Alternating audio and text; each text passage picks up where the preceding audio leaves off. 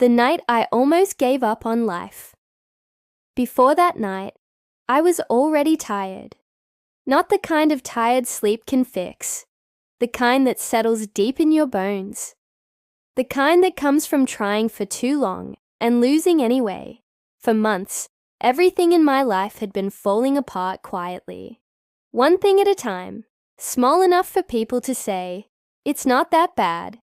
Heavy enough to slowly crush me. It started with hope. I had plans. I had dreams that felt reasonable. Not big fantasies, just a better life. I worked hard. I stayed disciplined. I believed that consistency would eventually pay off. But life didn't reward effort. It tested endurance. What led me there? The first blow came through work. A promise was made. Growth, stability, progress. I gave everything I had. Late nights, early mornings, sacrifices nobody saw. Then one day, just like that, it was taken away. No warning, no explanation that made sense. Just a polite sentence that changed everything. Things aren't working out. That was it. Months of effort reduced to a conversation that lasted minutes. I walked away pretending I was okay, but inside, something broke. I told myself I'd bounce back. I always did. Then came money. Bills stacked faster than solutions. Phone calls I stopped answering. Messages I opened but never replied to.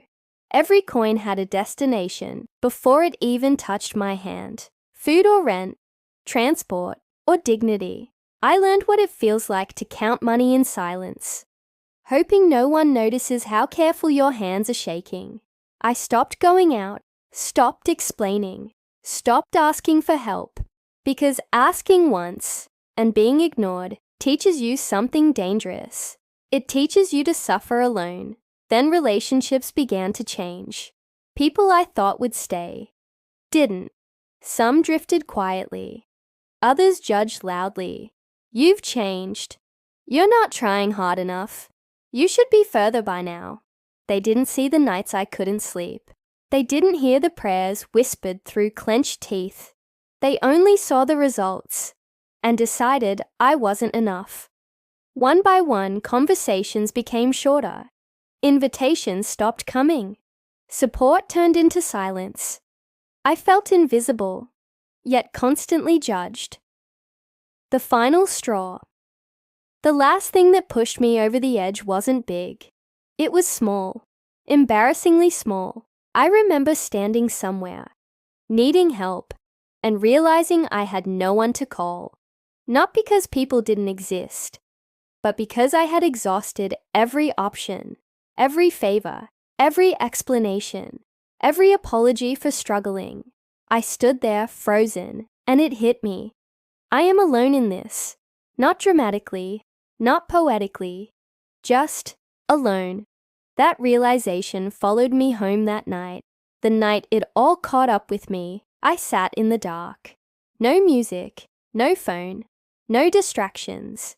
Just me and everything I had been avoiding. Every failure replayed itself. Every moment I felt small. Every time I said, "I'll be okay," when I wasn't. That's when the exhaustion turned into something heavier, hopelessness. I wasn't thinking about dying. I was thinking about resting. From being strong, from pretending, from trying to matter. The thought came slowly. What if I just stop?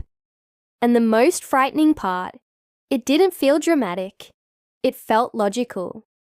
The dangerous calm. There were no tears at first, just numbness. A quiet acceptance that maybe this was it. That maybe my life had peaked already. That maybe I wasn't built for this world. I whispered to myself, "I've tried." And that was true. I had tried harder than anyone knew. Then I spoke out loud, barely audible. "I'm tired, God." Not angry, not accusing, just tired. I told him I didn't understand the silence. I told him I felt forgotten. I told him I didn't know how much more I had left. I didn't ask for success. I didn't ask for miracles. I asked for meaning. The interruption. Then, something happened.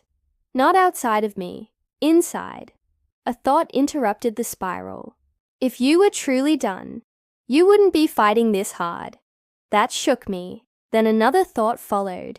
You've survived things you once prayed would never happen. I remembered nights worse than this one.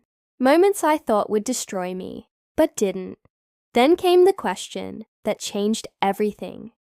What if this pain is not the end, but the refining? I didn't feel hope, but I felt hesitation, and hesitation was enough. The decision.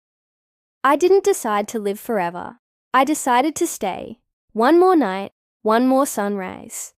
I told myself, you don't need answers tonight. You just need to survive this moment. So I stayed.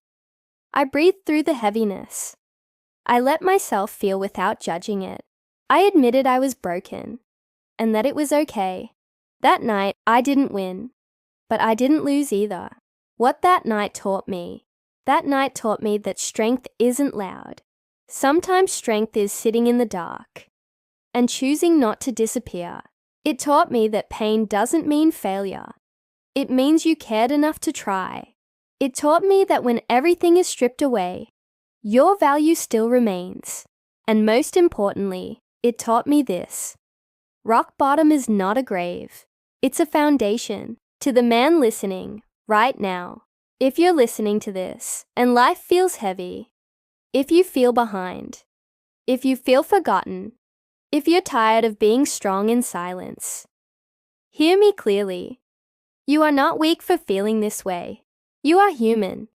You don't have to solve your whole life tonight. Just stay.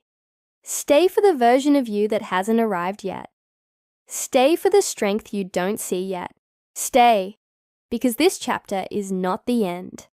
I stayed, and that decision, quiet, unseen, uncelebrated, saved my life.